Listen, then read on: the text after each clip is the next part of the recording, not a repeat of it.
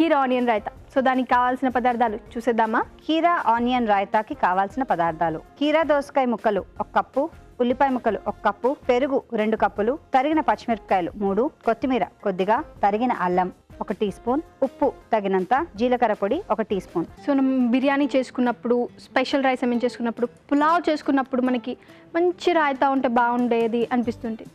So మీకోసం నేను స్పెషల్గా రాయితా తీసుకొచ్చేసాను. సో ఇప్పుడు మనం తయారు చేసుకుందామా? ఫస్ట్ పెరుగు,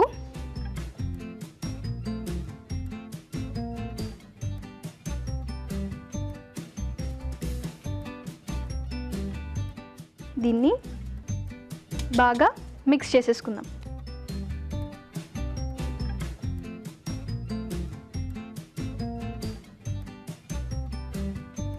మనము ఎంత చక్కగా కలుపుకుంటే అంత బాగా వస్తుంది మనకి. సో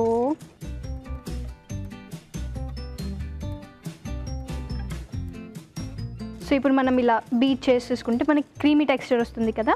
మీరు కావాలంటే వాటర్ వేసుకోవచ్చు, లేదంటే మీ ఇష్టం.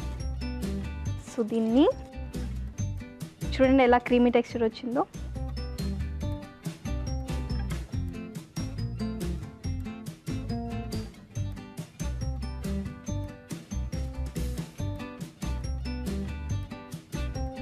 సో ఇప్పుడు మనం దీంట్లో కీరా వేసేసుకుందాం.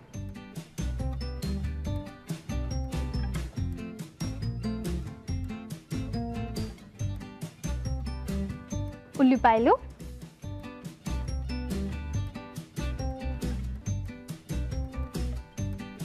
కొద్దిగా పచ్చిమిర్చి,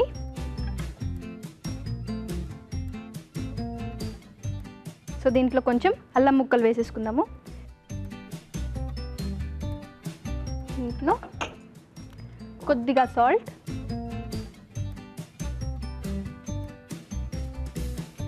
కొద్దిగా జీలకర్ర పొడి,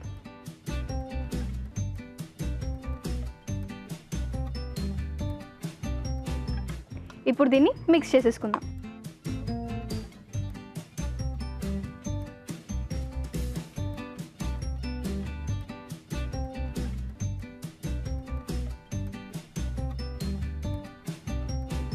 సో ఇప్పుడు మనం దీన్ని సర్వ్ చేసేసుకుందాం.